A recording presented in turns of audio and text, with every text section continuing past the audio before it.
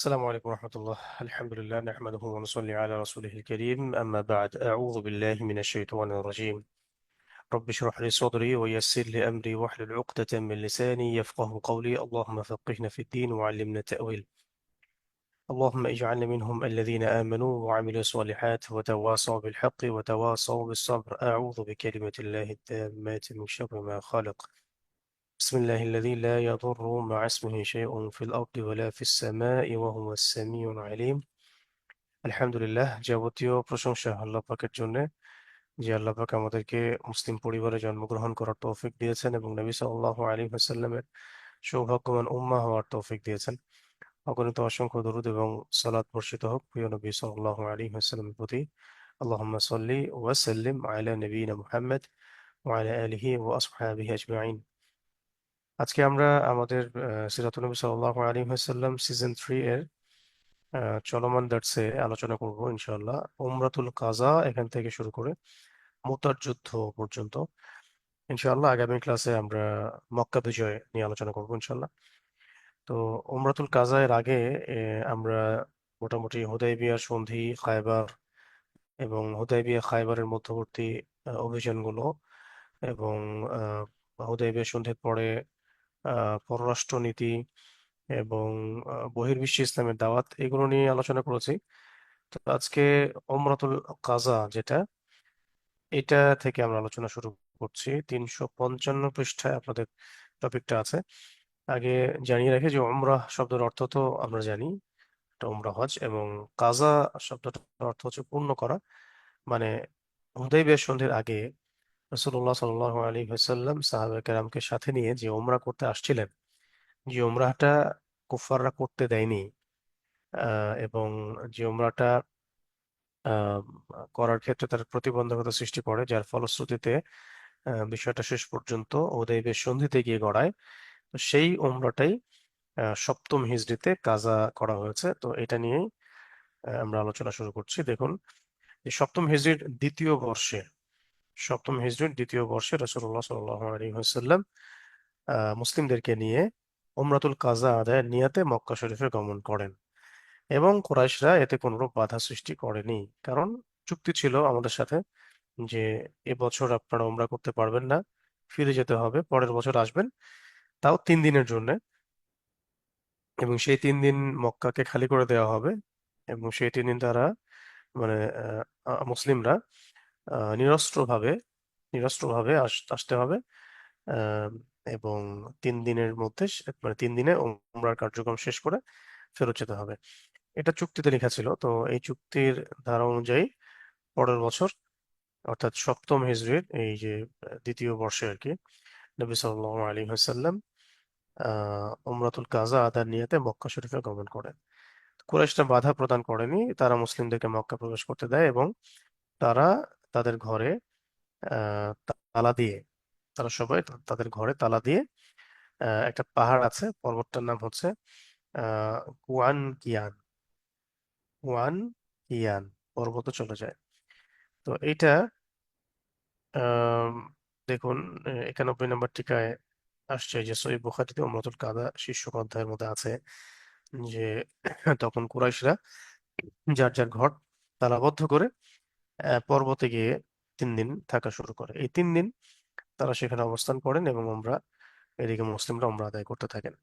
তো এটার আহ, ব্যাপারে আল্লাহ রাব্বুল আলামিন তার প্রিয় নবী সাল্লাল্লাহু আলাইহি ওয়াসাল্লামকে আগেই ওহী করেছিলেন। সূরাতুল ফাতহের 27 নম্বর আয়াতে আল্লাহ পাক বলেছিলেন যে লাকাদ লাকাদ সাদাকাল্লাহু রাসূলাহু রুইয়া বিল হক লাতাদখুলুন্নাল মাসজিদাল হারাম ইন শাআল্লাহু আমিনিন محلقين رؤوسكم ومقصرين لا تخافون فعلم ما لم تعلموا فجعل من دون ذلك فتحا قريبا।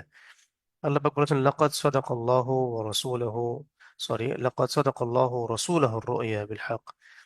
আল্লাহ রাব্বুল আলামিন নিশ্চয়ই তার রাসূলের স্বপ্নকে সত্যে পরিণত করেছেন।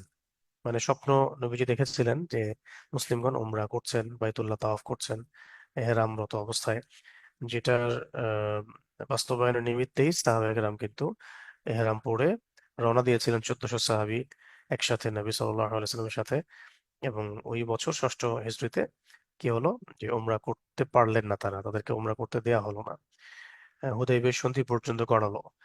তো পরের বছর যখন এটা বাস্তবায়িত হলো, তখন এই আয়াতের বাস্তবায়ন আমরা দেখতে পারলাম। আল্লাহ পাক বলছেন, লাতাদখুলুন্নাল মাসজিদাল হারামা ইনশাআল্লাহু আমিনিন।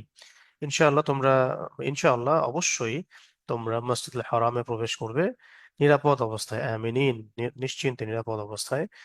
মুহাল্লিকিনা রুউসাকুম, মুহাল্লিকিনা রুউসাকুম, আহ তোমাদের চুল কি হবে, মুন্ডিত থাকবে, ও মুকাসসিরিন, এবং ছোট করে কাটা থাকবে। মানে দুইটা হালত হয়, যে উমরা করার পরে আহ, হয় আমাদেরকে চুল হালাক করতে হবে, বা মাথা নেড়া করা যেটা বলি আমরা, অথবা আমাদের কি করতে হয়, চুলগুলোকে ছোট করে ফেলতে হয় সব দিক থেকে।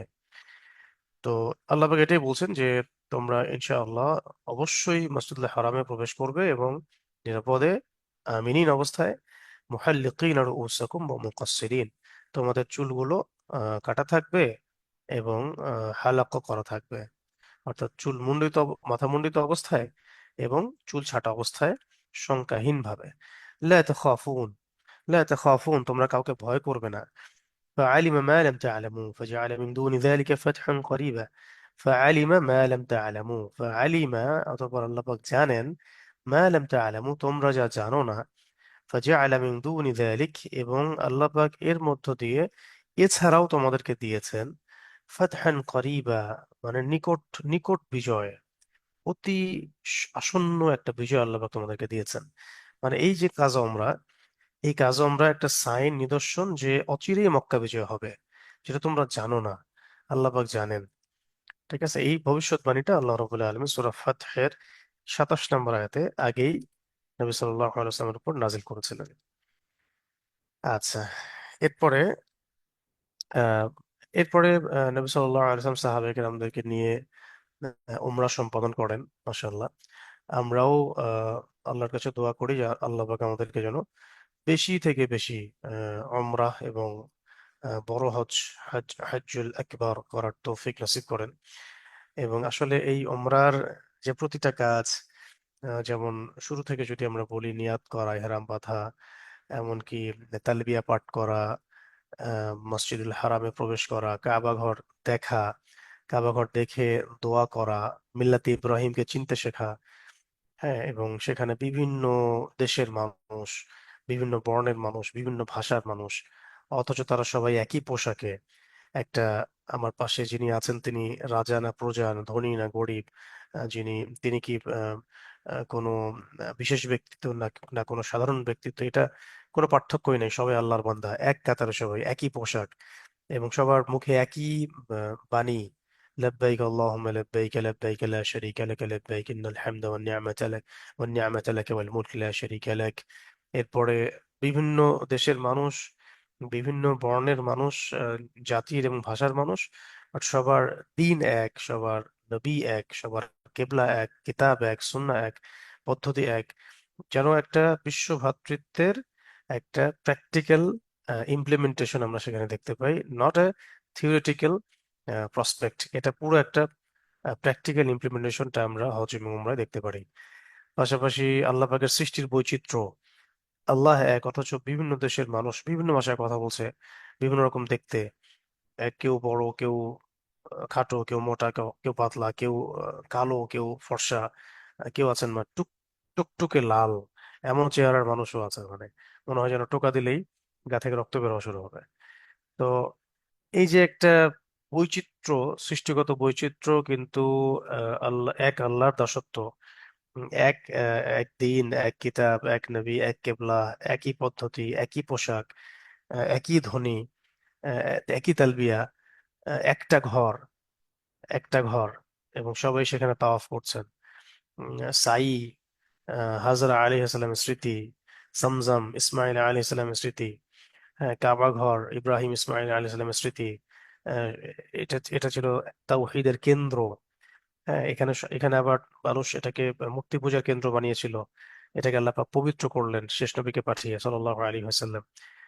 তো এই যে পুরো হিস্ট্রিটা, এটা যারা জানবে, বুঝবে, এবং তারপরে বাইতুল্লাহ জিয়ারত করতে যাবে, ওমরা করতে যাবে, হজ করতে যাবে, তারা ভেতর থেকে আধ্যাত্মিক ভাবে এগুলো ফিল করতে পারবে, যেটা জ্ঞানহীন মানুষ সেখানে গেলে আহ, হয়তো বা এভাবে ফিল নাও করতে পারে।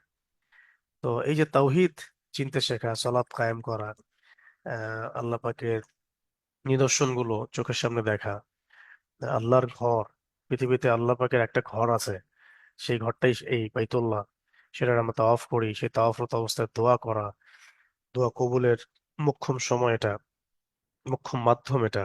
কাবা ঘর দেখে দোয়া করলেও দোয়া কবুল হয়। আবার সাই আছে এখানে। আবার সাফা পাহাড়ের সামনে দাঁড়িয়ে কেবলামুখী হয়ে দোয়া করলে দোয়া কবুল হয়। এই যে পুরো ইবাদতের সিস্টেমটা, মানে ইহরাম, তাওয়াফ, সাই, মাথা মুন্ডিয়ে ফেলা, এবং ভিতরের যে আধ্যাত্মিক শিক্ষাগুলো, এগুলো যখন আমরা মানে ওমরার মধ্য দিয়ে অর্জন করি, হজ ওমরার মধ্য দিয়ে, তখন ভিতরটা আসলে পবিত্র হয়, ভিতরটা পরিশুদ্ধ হয়, পবিত্র হয়, এবং একনিষ্ঠতা আসে। বিভিন্ন রকম দুনিয়াবি ঝামেলা, দুশ্চিন্তা, পেরেশানি, অভাব অনটন ইত্যাদি যত শেকায়াত আমাদের আছে, এগুলো মাথা থেকে বের হয়ে যায়। হ্যাঁ, পুরো আল্লাহর দিকে নিজের মনটা নিবদ্ধ হয়। এক কথায় সব ধরনের টক্সিক বিষয়গুলো থেকে নিজেদের সোলটা পিউরিফাই হয়। তো এই ইবাদতগুলো এত উঁচু মানের, এত মানে মানে কি বলবো, যে প্রশান্তিদায়ক, যেটা আহ, মানে করতে চাইবে না এমন এমন কোন মুসলিমই হয়তো খুঁজে পাওয়া যাবে না। সাহাবায়ে রাদিয়াল্লাহু আনহুম খুবই আগ্রহী ছিলেন নবী সাল্লাল্লাহু আলাইহি ওয়াসাল্লামের সাথে উমরা করার জন্য। যখন পরবর্তীতে তারা এই উমরাটা করলেন, তখন সবার সেই মনের যে কষ্টটা, গত বছর করতে পারি নাই, এটা যেমন চলে গেল, পাশাপাশি আহ পুরো একটা মুসলিম ভ্রাতৃত্ববোধের একটা নিদর্শন প্রতিষ্ঠা হলো। এবং কাফেররা যারা ওই পাহাড়ের বিভিন্ন আহ, উপরে বসতি স্থাপন করে দেখছিল উপর থেকে বিষয়গুলো, তারাও ওমরার পুরো পদ্ধতিটা দেখলো। এবং সেখানে তো কিছু বিকৃতি তারা করেছিল এর আগে, ওই বিকৃতিগুলো থেকে ওমরার পদ্ধতিটা আল্লাহ রাসূল সাল্লাল্লাহু আলাইহি ওয়াসাল্লাম পরিশুদ্ধ করলেন, একটা অকাট্য পদ্ধতি দিয়ে গেলেন কিয়ামত পর্যন্ত।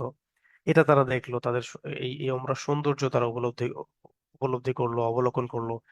এবং দেখা যাচ্ছে যে এই ওমরার পরপরই, ঠিক এই ওমরাটার পরপরই, মক্কার কলিজার টুকরা বলে যারা খ্যাত ছিল, মক্কার কলিজার টুকরা বলে খ্যাত, যেমন আমর ইবনে আস রাদিয়াল্লাহু আনহু, খালিদ বিন ওয়ালিদ রাদিয়াল্লাহু আনহু, যারা কিনা হুদায়বিয়া সন্ধির সময়ও কাফেরদের পক্ষে ছিলেন, এই ধরনের কিছু মানুষ, সুবহানাল্লাহ, তারা মদিনায় সরজমিনে গিয়ে রাসূল সাল্লাল্লাহু আলাইহি ওয়াসাল্লামের দরবারে গিয়ে ক্ষমা চেয়ে হাতে হাত রেখে বায়াত করে ইসলাম কবুল করলেন।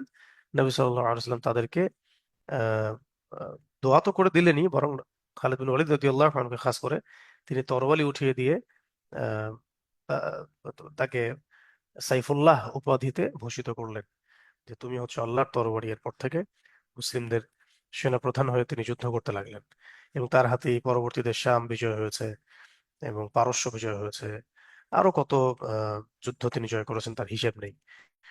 তো এই যে একটা মানে টার্নিং পয়েন্ট, মানে এরপর থেকে ইসলামের আর জয় জয়কারের কোনো বাধা থাকে নাই এই উমরাটার, উমরা কাজ উমরা দেওয়ার পরে।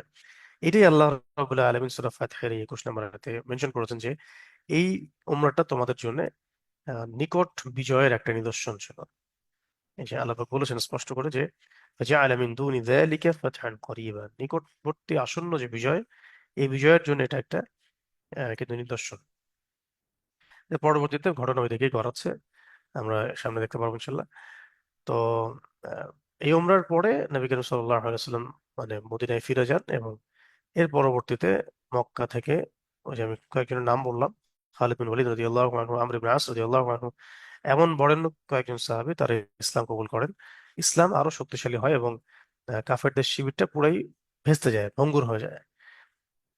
তাদের নেতৃত্ব দেওয়ার মতো আর কোনো মানুষ বাকি থাকে না, শুধু আবু সুফিয়ান তিনি বাকি ছিলেন, আর ইকরিমা বিন আবি জেহেল, আর সাফওয়ান বিন উমাইয়া, এবং আহ, সম্ভবত আহ, এই কয়জনই, আমার ধারণা এই তিনজন মেইন মেইন লিডার ছিলেন, আবু সুফিয়ান, ইকরিমা বিন আবু জাহেল, এবং সাফওয়ান বিন উমাইয়া।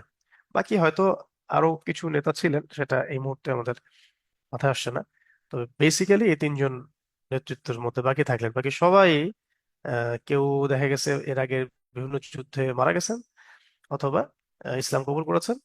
আহ, এই দুইটা সুরতই হয়েছে, হয় ইসলাম কবুল করে কাফেরদের শিবির ত্যাগ করেছেন, অথবা মুসলিমদের বিরুদ্ধে যুদ্ধ করে জাহান্নামে চলে গেছেন। এর বাইরে কিছু হয়নি। তো এরপরে এদিকে আহ একটা টপিকে আনা হয়েছে যে মেয়ে প্রতিপালনের প্রতিযোগিতা ও অগ্রাধিকারের সাম্য। এই টপিক একটু দেখা দরকার।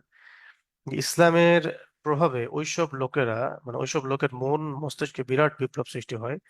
আহ, যেই কন্যা সন্তান এককালে খানদানের জন্য অভিজাত কওমের নেতৃবৃন্দের চোখে লজ্জা শরমের বিষয় ছিল, ওই যে আমরা জানি যে কোনো কোনো ক্ষেত্রে জীবন্ত দাফন করার প্রথা ছিল, আজ এমন প্রিয় বিষয়ে পরিণত হয়েছিল যে কন্যা সন্তান প্রতিপালন ও প্রশিক্ষণের জন্য নিজেদের মধ্যে প্রতিযোগিতা পর্যন্ত দেখা দিল।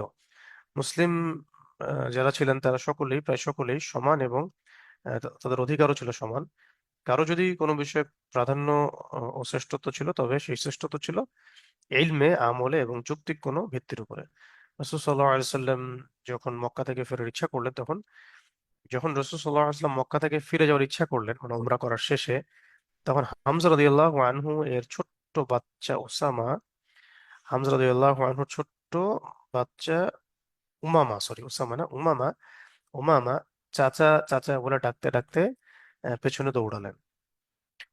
আমরা মনে আছে নিশ্চয়ই, হামজা রাদিয়াল্লাহু আনহু তিনি উহুদ যুদ্ধে শহীদ হয়েছেন। তার রেখে যাওয়া ছোট্ট বাচ্চা উমামা মক্কায় ছিলেন। তো তিনি চাচা চাচা বলে ডাকতে ডাকতে পেছনে দৌড়ালেন। হযরত আলী রাদিয়াল্লাহু আনহু তাকে কোলে তুলে নিলেন। হযরত ফাতিমা রাদিয়াল্লাহু আনহাকে সুপুর্দ করলেন এবং বললেন, দেখো, এ আমার চাচার মেয়ে। দেখো, এ আমার চাচার মেয়ে, মানে উমামা ছিলেন চাচার মেয়ে, অর্থাৎ হামজা রাদিয়াল্লাহু আনহু মেয়ে, কন্যা সন্তান। তো এই নিয়ে আলী রাদিয়াল্লাহু আনহু, যায়েদ বিন হারেসা এবং জাফর রাদিয়াল্লাহু আনহুর মধ্যে বিতর্ক সৃষ্টি হয়ে গেল। তাহলে উমামা ছিলেন বেসিক্যালি হামজা রাদিয়াল্লাহু আনহুর মেয়ে, যিনি মক্কায় ছিলেন। তার বাবা হামজা রাদিয়াল্লাহু আনহু শহীদ হয়েছেন মদিনায়, উহুদের মাঠে। তো তিনি নবী সাল্লাল্লাহু আলাইহি সাল্লামের যখন পিছু নেন, তখন আলী রাদিয়াল্লাহু আনহু, যায়েদ বিন হারেসা রাদিয়াল্লাহু আনহু এবং জাফর ইবনে আবি তালিব রাদিয়াল্লাহু আনহুর মধ্যে একটা বিতর্ক শুরু হয়ে যায়। বিতর্ক বলতে এখানে আসলে একটা প্রতিযোগিতা, যে কে তাকে প্রতিপালন করবে, উমামাকে কে প্রতিপালন করবে। আলী রাদিয়াল্লাহু আনহু বললেন যে একে আমি নিচ্ছি, এ আমার চাচাতো বোন। আর জাফর রাদিয়াল্লাহু আনহু বললেন, এ এ তো আমার চাচাতো বোন, আর খালা আমার স্ত্রী তার খালা আমার স্ত্রী, এবং সে আমার চাচাতো বোন। আর যায়েদ রাদিয়াল্লাহু আনহু বললেন যে ইসলামের ভ্রাতৃত্ব সূত্রে ও আমার ভাতিজি।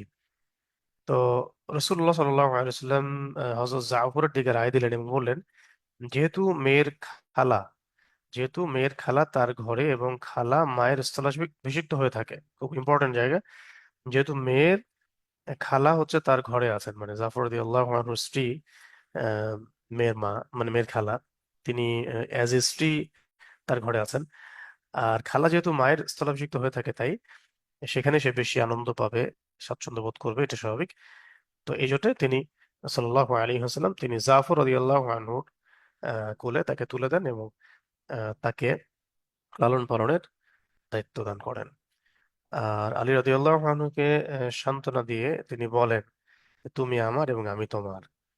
আলী রাদিয়াল্লাহু আনহুকে নবী সাল্লাল্লাহু আলাইহি ওয়াসাল্লাম সান্ত্বনা দিয়ে বলেন যে তুমি আমার এবং আমি তোমার। হযরত জাফর রাদিয়াল্লাহু আনহুকে বললেন, তুমি আকারে প্রকারে ও জীবন চরিত্রের দিক দিয়ে আমার মতো। সুবহানাল্লাহ। জাফর রাদিয়াল্লাহু আনহুকে নবীজি কি বলেছেন দেখুন, তুমি আকারে প্রকারে, মানে শারীরিক গঠনে, শারীরিক অবয়বে, কাঠামোতে, জীবন চরিত্রে, সব দিক থেকে তুমি আমার মতো। আর যায়েদ রাদিয়াল্লাহু আনহুকে নবী সাল্লাল্লাহু আলাইহি ওয়াসাল্লাম বললেন, তুমি আমার ভাই, আমার বন্ধু। সুবহানাল্লাহ। তুমি আমার ভাই, আমার বন্ধু। তো নবী সাল্লাল্লাহু আলাইহি ওয়াসাল্লাম কারো মনেই কষ্ট দিলেন না, বরং সবাইকে তিনি আপন করে নিলেন। তিনজনকে তিনটা কথা বললেন, হে আলী, তুমি আমার, আমি তোমার। হে জাফর, আকার প্রকারে জীবন চরিত্রে তুমি আমার মতো। হে জায়েদ, তুমি আমার ভাই এবং আমার বন্ধু, আমার মওলা। তো এখন এই উমরার বিষয়টা তো আমরা জানলাম। তো উমরার পরবর্তীতে যখন মুসলিমগণ মদিনায় ফিরে যান, তখন সবচেয়ে হৃদয় বিদারক একটা ঐতিহাসিক এবং একই সাথে আহ, মানে খুব শৌর্য বীর্যের একটা আহ, মানে গুরুত্বপূর্ণ উল্লেখযোগ্য একটা ঘটনা ঘটে, যে ঘটনাটাকে আমরা ইতিহাসের পাতায় মোতার যুদ্ধ বলে চিহ্নিত করি বা আমরা জানি। এটা একটা পটভূমি আছে, আমরা একটু জানার চেষ্টা করি যে এই পর্যন্ত দেখেন আমাদের যুদ্ধগুলো হয়েছে কুরাইশদের সাথে, ইহুদিদের সাথে, তারপরে গাতাফান বা আরবের যে ট্রাইব গুলো তাদের সাথে। এই পর্যন্ত কিন্তু দুই পরাশক্তি বলতে তৎকালীন সময় দুই পরাশক্তি, এক হচ্ছে রোমান এম্পায়ার, আর একটা হচ্ছে পার্সিয়ান এম্পায়ার। তাদের সাথে কিন্তু আমাদের কোনো যুদ্ধ এখনো হয় নাই, কোনো যুদ্ধ হয় নাই। শুধু প্রত্যেকটা কন্টিনেন্টে আমরা দাওয়াতের চিঠি পাঠিয়েছি, এই পর্যন্ত হয়েছে। একটু আগে তো জেনেছেন আপনারা গত দুইটা ক্লাসে। তো এখন ঘটনা হচ্ছে যে এই মুতার যুদ্ধটা কুরাইশদের সাথে হয় নাই, ইহুদিদের সাথে হয় নাই, অন্য কোনো আরব ট্রাইবের সাথে হয় নাই, বরং ওই পরাশক্তিদের একটার সাথে হয়েছে, রোমানদের সাথে হয়েছে। তাই এই যুদ্ধটা অন্য সব যুদ্ধের উপর ছাপিয়ে গিয়েছিল এই কারণে যে এটা ছিল আরবের বাইরে গিয়ে একটা পরাশক্তির সাথে যুদ্ধ। যেমন আমরা যদি একটা এক্সাম্পল দিই, যে ধরেন বাংলাদেশের ব্যাটল হচ্ছে নেপালের সাথে, এটা হচ্ছে ঠিক আছে যদি জিহাদ ফি সাবিলিল্লাহ হয়। সব যুদ্ধই অবশ্যই গুরুত্বপূর্ণ, সবচেয়ে বেশি গুরুত্বপূর্ণ। কিন্তু দেখা যায় ব্যাটলটা যদি এমন হয় যে বাংলাদেশের ব্যাটল হচ্ছে আমেরিকার সাথে, বাংলাদেশের ব্যাটল হচ্ছে রাশিয়ার সাথে, বাংলাদেশের ব্যাটল হচ্ছে ধরেন যে ইন্ডিয়ার সাথে, ইসরায়েলের সাথে, তখন ব্যাপারটা এমন দাঁড়ায় যে পরাশক্তির সাথে যুদ্ধ হচ্ছে। তো এইরকম যুদ্ধ ছিল মোতার যুদ্ধ, যেখানে মুসলিমরা যুদ্ধ করেছেন সরাসরি রোমানদের সাথে। কেন যুদ্ধটা হলো এবং কি ঘটনার প্রেক্ষাপটে হলো সেটা আমাদের জানতে হবে। তো এটা ছিল বেসিক্যালি ওই যে দাওয়াতপত্র দেওয়া হচ্ছিল বিভিন্ন রাষ্ট্রপ্রধানের কাছে, তো মুসলিম রাষ্ট্রদূতকে এই রোমানরা হত্যা করেছিল। ঠিক আছে, এটা একটু পড়বেন এখানে দেখুন, এই সরি 357 পৃষ্ঠায় খেয়াল করেন। রাসূলুল্লাহ সাল্লাল্লাহু আলাইহি ওয়াসাল্লাম একদা হারিস ইবনে উমায়ের, নাম মনে রাখবেন, হারিস বিন উমায়ের, হারিস বিন উমায়ের আল-আজদি, হারিস বিন উমায়ের আল-আজদি রাদিয়াল্লাহু আনহুকে তার পত্র দিয়ে বুসরা, এই যে বসরা আমরা বলি, বুসরা এর শাসনকর্তা তৎকালীন সময়ে সুরাহবিল বিন আমর, সুরাহবিল বিন আমর গাসসানীর নিকটে পাঠান। সে ছিল রোম সাম্রাজ্যের অধীনে। সুরাহবিল প্রথমে তাকে আহ, বাধার হুকুম দেয়, মানে সুরাহবিল প্রথমে হারিস বিন উমাইর রাদিয়াল্লাহু আনহুকে বেঁধে ফেলার নির্দেশ দেয়, এরপর তাকে সামনে ডেকে এনে শহীদ করে। তো দূত হত্যা করা সবসময় একটা গর্হিত কাজ ছিল ইতিহাস শুরু থেকে। রাষ্ট্রদূতকে কেউ হত্যা করতো না। সে যদি অন্য রাষ্ট্রের হতো, যার সাথে যুদ্ধ চলছে, তবুও রাষ্ট্রদূতকে কিন্তু কেউ হত্যা করতো না। তো দূত হত্যা কখনো কোনো নিয়মের মধ্যে ছিল না। অথচ তারা ইসলামের দাওয়াত আহ, প্রদানকারী দূত হারিস বিন উমার রাদিয়াল্লাহু আনহুকে এই সুরাহবিল বিন আমর গাসসানী সরাসরি হত্যা করে এবং পত্রটাকে উপেক্ষা করে, তাচ্ছিল্য করে, চরম অপমান করে, চরম গোস্তাখি দেখায় এবং বেয়াদবি দেখায়। তো এই গোস্তাখি এবং আহ, জুলুমের বদলা নেওয়ার জন্য নবী করিম সাল্লাল্লাহু আলাইহি সাল্লাম 3,000 3,000 আহ, আহ, বাহিনীর একটা সেনাদল গঠন করেন, যার মধ্যে বড় বড় জলিল এবং কদর সাহাবীরা ছিলেন, আনসার এবং মুহাজিরদের সবাই ছিলেন। তো এই 3,000-এর বাহিনী কিন্তু এর আগে এত বড় ফোর্স কিন্তু খুব খুব একটা গঠন করা হয় নাই। এটা আমাদের জন্য একটা বড় ফোর্স ছিল 3,000। এবং এটা এটা আহ, নবী সাল্লাল্লাহু আলাইহি ওয়াসাল্লাম এমনভাবে রিয়াক্ট করেছিলেন যে তিনি দৈনন্দিন সেনাবাহিনী গঠন করেন এবং এই দূত হত্যার প্রতিশোধ এবং জুলুমের প্রতিশোধ এবং গাস্তাখির বদলা নেওয়ার জন্য তিনি সেনাবাহিনীকে বসরায় পাঠানোর সিদ্ধান্ত নিয়েছিলেন, যে ওইখানে গিয়ে যুদ্ধ করবে। এটা হচ্ছে অষ্টম হিজরির ঘটনা, জুমাদাল উলা মাসের আর কি, জুমাদাল উলা মাসের। আচ্ছা, এরপরে নবী সাল্লাল্লাহু আলাইহি ওয়াসাল্লাম সব সাহাবাদেরকে ডেকে আহ, পতাকা উঠিয়ে দেন তার প্রিয় ভাজন, যাকে তিনি বলেছেন যে তুমি আমার বন্ধু, তুমি আমার ভাই, জায়েদ ইবনে হারেসা রাদিয়াল্লাহু আনহু, তার হাতে তিনি পতাকা উঠিয়ে দেন এবং বলেন যে যদি জায়েদ শহীদ হয় তাহলে পতাকা বহন করবে জাফর ইবনে আবি তালেব। যদি জাফর বিন আবি তালেব শহীদ হয় তাহলে পতাকা বহন করবে আব্দুল্লাহ ইবনে রাওয়াহা রাদিয়াল্লাহু আনহু। আর যদি আব্দুল্লাহ বিন রাওয়াহা রাদিয়াল্লাহু আনহু শহীদ হয় তাহলে তোমরা তোমাদের মধ্য থেকে একজনকে আমির বানিয়ে নিও বা একজনকে তোমরা লিডার, সেনাপতি বানিয়ে নিও। তো এই ইন্ডিকেশন থেকেই তিনজন সাহাবী বুঝে নিয়েছিলেন যে এই যুদ্ধে তাদের শাহাদাত হচ্ছে ইনশাআল্লাহ তাআলা। এবং একটা বিষয় বলে রাখি, যায়েদ রাদিয়াল্লাহু আনহু সেই সাহাবী যিনি কিন্তু তায়েফের সেই সফরে নবী সাল্লাল্লাহু আলাইহি ওয়াসাল্লামের পাশে ছিলেন। এক কথায় মক্কার ওই প্রাচীন সময় থেকে শুরু করে যখন ইসলাম প্রথম দাওয়াতের ডোর টু ডোর দাওয়াত দিচ্ছেন, একেবারে সেই সময় থেকে একদম ওহী আসার পর থেকে যায়েদ ইবনে হারেসা রাদিয়াল্লাহু আনহু কিন্তু নবী সাল্লাল্লাহু আলাইহি ওয়াসাল্লামের পাশে ছায়ার মতো ছিলেন, যাকে নবী সাল্লাল্লাহু আলাইহি ওয়াসাল্লামের পালক পুত্র বলা হতো। এবং পরবর্তীতে তিনি তাকে মুক্ত করে দেন। এবং যায়েদ রাদিয়াল্লাহু আনহু সেই সাহাবী যার নাম পবিত্র কোরআনুল কারীমের মধ্যে সূরাতুল আহজাবের মধ্যে এসেছে, এবং তিনি একমাত্র সাহাবী যার নাম আল কোরআনের মধ্যে সরাসরি এসেছে যায়েদ নামে। এটা আপনারা দেখে নেবেন, সূরা আহজাবের মধ্যে আছে। তো তিনজন সাহাবী এটা বুঝে ফেলেছিলেন যে আমাদের শাহাদাত হতে যাচ্ছে, এবং তারা সেভাবেই প্রিপারেশন নিয়ে বাসা থেকে বের হয়েছিলেন। এরপরে যখন মুসলিম ফৌজ রওনা হয়, তখন তারা মান নামক একটা জায়গায় ছায়া ফেলেছে, মানে ছাউনি ফেলেছিল। আর যুদ্ধটা হচ্ছিল কিন্তু সবচেয়ে বড় একটা শক্তির সাথে, এবং এই সফরটা ছিল লম্বা সফর, কষ্টপূর্ণ সফর। এবং তৎকালীন সবচেয়ে বড় সাম্রাজ্যের এগেনস্টে যুদ্ধ করতে হচ্ছে, কত কঠিন বিষয়গুলো। তো এই সফরে যেতে যেতে মান নামক স্থানে ছাউনি ফেলা হয়েছিল। মুসলিমরা জানতে পারলেন ছাউনি ফেলার পরে মুসলিমরা জানতে পারলেন যে ওই যে হেরাক্লিয়াস, রোম সম্রাট, সে বলকা নামক স্থানে 1 লক্ষ সৈন্য মোতায়েন করছে। 1 লক্ষ। আর আমাদের সৈন্য সংখ্যা ইন টোটাল 3,000, কোনো সাপোর্টিভ বাহিনী নাই। আর এই 1 লক্ষ সৈন্যের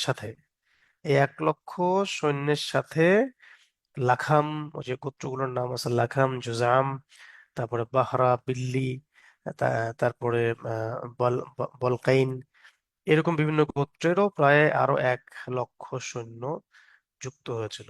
ইন টোটাল 2 লক্ষ সৈন্য আমাদের এগেনস্ট অপেক্ষা করছিল। মুসলিমরা 2 রাত মানেই কাটিয়ে দেন এবং অবস্থা সম্পর্কে গভীরভাবে পর্যবেক্ষণ করতে থাকেন, চিন্তা করতে থাকেন। তো পরে সিদ্ধান্ত নেয়া নিয়ে একটু মতপার্থক্য হচ্ছিল। মজলিসে শুরা যখন বসেছে তখন পরামর্শ হচ্ছে যে আমরা কি করব। আমরা তো এত সৈন্যের এগেনস্টে যুদ্ধ করার বিষয়টা কখনো কল্পনা করেও বের হয়নি। এর পূর্বে তো এত সৈন্য কখনো কোনো ফোর্স নিয়েও আসেনি। সর্বোচ্চ খন্দকের যুদ্ধে 10,000 বাহিনীকে আমরা ফেস করেছিলাম, সেটাও অনেক ট্যাকটিক ছিল আমাদের। এখন তো আমরা পুরো মাঠে শত্রুদের এলাকার মধ্যে, এবং অনেক লম্বা সফর করে কষ্ট করে আমরা এখানে আসছি। সৈন্যের সংখ্যা কম, আমাদের রসদ কম, সবকিছু মিলিয়ে আমরা একটু ব্যাকফুট ব্যাকফুটে আছি বলে অনেকের মনে হচ্ছে, বা এটা আসতেই পারে স্বাভাবিক মনের মধ্যে যে আমরা আসলে কি করবো এখন।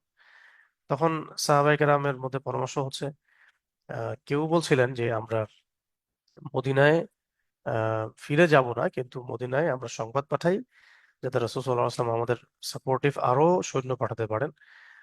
তো এরকম মানে ইখতিলাফপূর্ণ কথাবার্তা হচ্ছিল ওই সময়।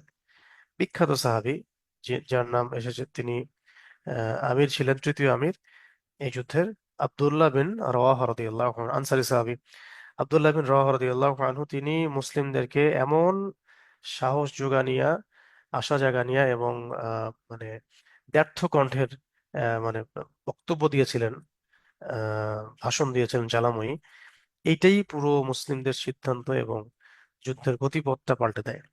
আব্দুল্লাহ বিন রাওয়াহা রাদিয়াল্লাহু আনহু বলতে শুরু করলেন যে আল্লাহর কসম, আজ তোমরা একে অপছন্দনীয় এবং তিক্ত মনে করছো, যার জন্য তোমরা বেরিয়েছিলে, আর যা ছিল তোমাদের একান্ত কামনার বিষয়, অর্থাৎ শাহাদাতের সৌভাগ্য, এটাই যে তোমরা তিক্ত মনে করছো, অথচ এটার জন্যই তোমরা বেরিয়েছিলে। তিনি বললেন যে আমরা দুশ্মনের মোকাবেলা সংখ্যা বা শক্তির ভিত্তিতে করি না, আমরা এর মোকাবেলা করি দ্বীনের শক্তির ভিত্তিতে, যা দিয়ে আল্লাহ পাক আমাদেরকে সৌভাগ্যমণ্ডিত করেছেন। অতএব তোমরা রওনা হও, উভয় অবস্থায় আমাদের জন্য কল্যাণকর, জিতলেও আমাদের লাভ, আর যেটা আমরা মৃত্যুবরণ করি তবুও সেটা আমাদের শাহাদাতের সৌভাগ্য অর্জন। এই কথা শোনা মাত্রই লোকেরা দাঁড়িয়ে পড়েন এবং রওনা হওয়া শুরু করেন।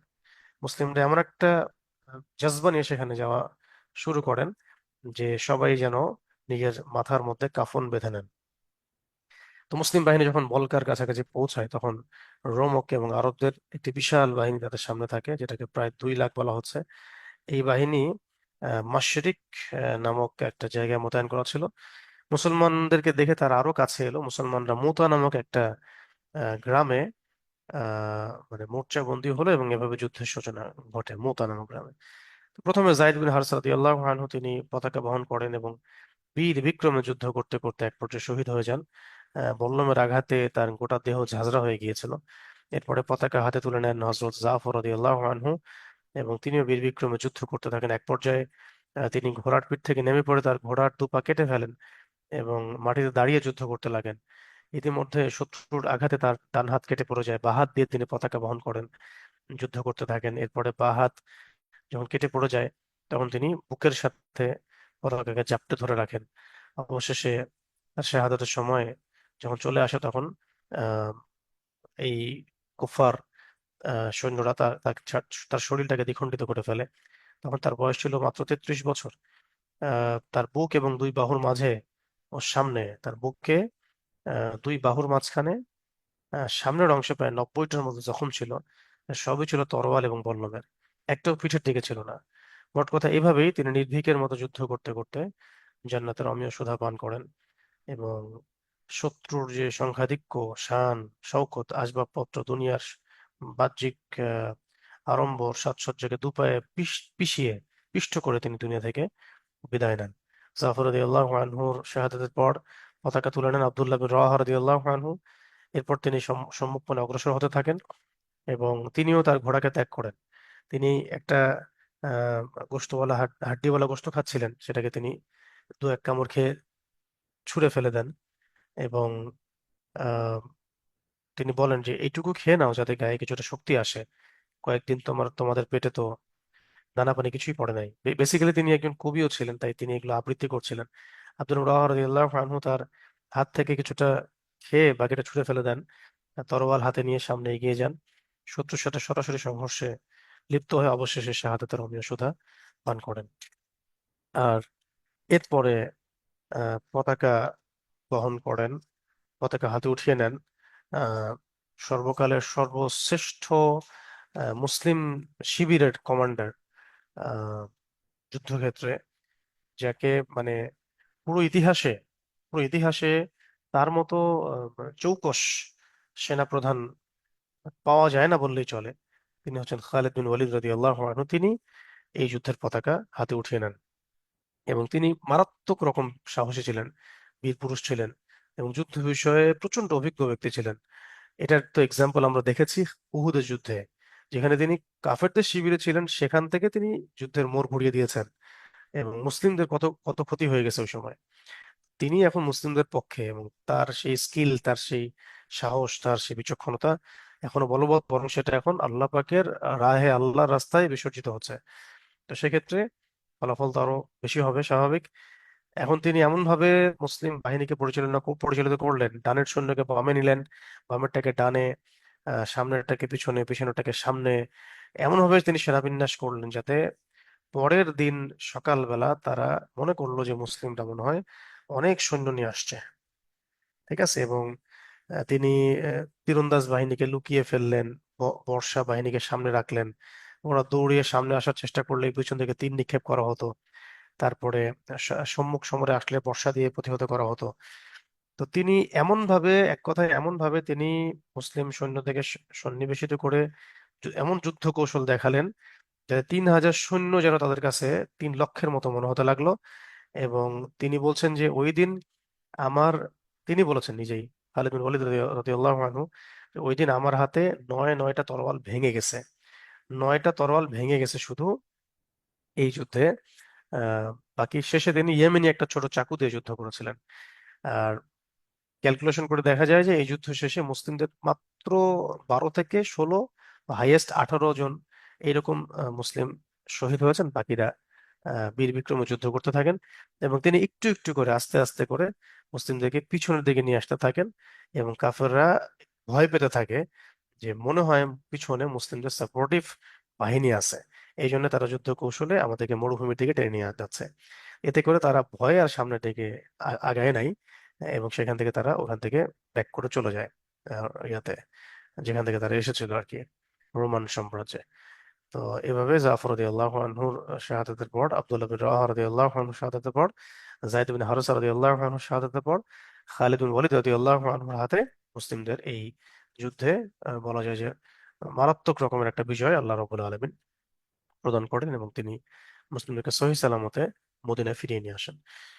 তো এই যুদ্ধে জাফর রাদিয়াল্লাহু আনহুর ওই যে দুই হাত যেটা কেটে গিয়েছিল, তার বিনিময়ে আল্লাহ রাব্বুল আলামিন তাকে জান্নাতে দুইটা পাখা দিয়েছিলেন। এই দুই পাখা দিয়ে তিনি জান্নাতে যেখানে ইচ্ছা ঘুরে বেড়াতেন। এই জন্য তার নাম হয়েছে জাফর আত-তাইয়ার, জাফর আত-তাইয়ার, অথবা যুল জানাহাইন, যুল জানাহাইন, দুই বাহুর দুই দুই বাহু বা দুই ডানাওয়ালা। তো রাসূলুল্লাহ সাল্লাল্লাহু আলাইহি ওয়াসাল্লাম যখন জাফর রাদিয়াল্লাহু আনহুর স্ত্রীকে দেখলেন, বাসায় গিয়েছিলেন, তখন বাচ্চাদেরকে আমার কাছে নিয়ে এসো তাই বলেছিলেন। বাচ্চাদেরকে দেখে তার চোখ দিয়ে পানি বইতে শুরু করে এবং তিনি তাদেরকে শাহাদাতের খবর পৌঁছান। আহ, এবং অন্যদেরকে বলেন যে জাফরের পরিবারের জন্য খাবার প্রস্তুত করো। দুর্ঘটনায় রান্নার দিকে মনোনিবেশ করার অবস্থা তাদের রাখে নাই। তার নিজের চেহারায় না, নবী সাল্লাল্লাহু আলাইহি ওয়াসাল্লাম নিজের চেহারায় তখন মানে কষ্ট, শোক এবং অশ্রু প্রকাশ পাচ্ছিল। এবং আল্লাহ রাব্বুল আলামিন তাকে জানিয়ে দিচ্ছিলেন যে কখন কে শহীদ হচ্ছে। তো আহ, এরপরে আহ, একটা কথা ছড়িয়ে পড়ছিল অনেক সময় এই মদিনাবাসীর মধ্যে, যে ফেরার সময় যখন মদিনার কাছাকাছি সেনাবাহিনী এসেছে মুসলিমদের, তখন অনেকে গিয়ে রাসূল সাল্লাল্লাহু আলাইহি ওয়াসাল্লামের আহ, যে বাহিনী, মানে মুসলিমদের যে বাহিনী, এই বাহিনীর কাউকে কাউকে কেউ কেউ একটু একটু কটাক্ষ করার চেষ্টা করছিলেন যে তোমরা কি পালিয়ে আসছো কিনা, আল্লাহ রাস্তা থেকে পালিয়ে আসছো কিনা। হ্যাঁ, তো তখন নবীজি নিজেই বলেছিলেন তাদের সম্মান রক্ষার্থে যে না, তারা পলাতক পলাতক নয়, বরং আল্লাহ চায় তো তারাই হামলাকারী হবে। তো এটা পরবর্তীতে আমরা দেখবো যে ইয়ারমুকের যুদ্ধে এই বাহিনী এমন ভাবে রোমানদেরকে পরাজিত করবে, যেটা ইতিহাস পরিবর্তন করে দিবে এবং পুরা রোমান সভ্যতা আমাদের করতলগত হবে, পুরা শাম, এমনকি ফিলিস্তিন পর্যন্ত। তো মোতার যুদ্ধ এর পরবর্তী সময়ে আর বৃহৎ পরিসরে তেমন কোনো যুদ্ধ হয় নাই। এরপর সরাসরি মক্কা বিজয়ের প্রেক্ষাপট তৈরি হয়। মক্কা বিজয়ের প্রেক্ষাপট ইনশাল্লাহ আমরা আগামী ক্লাসে আলোচনা করব। তারা সন্ধির চুক্তির যে ধারা সেগুলো ভঙ্গ করা শুরু করে, এবং একটা ভঙ্গ তো এমন ছিল যে তারা মুসলিমদের কাছে আশ্রয় নেয়া কওমকে হত্যা করেছিল। এর পরবর্তীতে অভিযান চালানো হয়েছে মক্কা বিজয়। এর আগে মুতার যুদ্ধ এবং মক্কা বিজয়ের মাঝখানে যাতুস সালাসিল নামে একটা সারিয়া হয়েছিল অষ্টম হিজরিতে। এই জায়গাটা ছিল ওয়াদিল কোরা এবং কুদা গোত্রের এলাকায়। তো মুসলিম বাহিনী এই সুযোগে শত্রু সম্পূর্ণরূপে নির্মূল করা হয়। এবং দ্বিতীয় সারিয়া একটা হয়েছিল, এটার নাম সারিয়াতুল খাবত। এটার আমির ছিলেন আবু উবাইদা ইবনে জাররাহ রাদিয়াল্লাহু আনহু। এতে 300 জন আনসার শরীক ছিলেন। এরপরে রাসূল সাল্লাল্লাহু আলাইহি সাল্লাম আহ, সুহায়না নামক একটি গোত্রকে শায়েস্তা করার জন্য সমুদ্রের কাছে একটা অভিযান পাঠিয়েছিলেন। হ্যাঁ, আবার বলছি, সুহায়না নামক একটা গোত্রকে শায়েস্তা করার জন্য নবী সাল্লাল্লাহু আলাইহি সাল্লাম অভিযানে বাহিনী প্রেরণ করেছিলেন। এটা ছিল সমুদ্রের কাছাকাছি। এটার মধ্যে মুসলিমরা চরম খাদ্য সংকটে পড়ে এবং গাছের পাতা খেয়ে থাকতে হচ্ছিল। তখন সমুদ্রের তলদেশ থেকে আম্বর নামক একটা বিশাল মাছ আল্লাহ রাব্বুল আলামিন তীরের মধ্যে উঠিয়ে দেন। যেই মাছটা এই পুরো মুসলিম বাহিনী প্রায় 1 মাসের মতো সময় ভক্ষণ করেছিলেন। এবং এই মাছের প্রচুর তেল পাওয়া গিয়েছিল, যা থেকে তারা জ্বালানি, রাতের থাকা, আগুন, প্রত্যেকটা বিষয়ে, খাবার, এগুলোতে কাজে লাগিয়েছিলেন। এতে মুসলিমদের শরীর স্বাস্থ্যের উন্নতি হয়, হারানো শক্তি ফিরে আসে এবং তারা যুদ্ধের জন্য পুরোপুরি প্রস্তুত হয়েছিলেন। তা রাসূলুল্লাহ সাল্লাল্লাহু আলাইহি ওয়াসাল্লাম এই ঘটনা শুনে বলেছিলেন যে এটা আল্লাহর পক্ষ থেকে তোমাদের জন্য মেহমানদারি ছিল, এটা আল্লাহর পক্ষ থেকে তোমাদের জন্য মেহমানদারি ছিল। পরে তিনি নিজেও এই মাছের কিছু অংশ গ্রহণ করেন এবং আহার করেছেন। তো এইভাবে বেসিক্যালি মোতা যুদ্ধের পরবর্তীতে কিছু ঘটনা সংঘটিত হয়। এর পরবর্তী যে মূল ঘটনাটা সেটা হচ্ছে মক্কা বিজয়। ইনশাআল্লাহ আমরা আগামী ক্লাসে আপনাদেরকে মোতার যুদ্ধ এবং এর পরবর্তী অভিযানগুলো পর্যন্ত পড়া ধরবো ইনশাআল্লাহ, এখান থেকে নতুন সবক থেকে। এর আগের পররাষ্ট্রনীতি, খায়বার এবং হুদায়বিয়া সন্ধি থেকে, এখান থেকেও। তারপরে আমরা ইনশাল্লাহ সংক্ষিপ্ত করে মক্কা বিজয়ের কিছু বিষয় আলোচনা করবো ইনশাল্লাহ।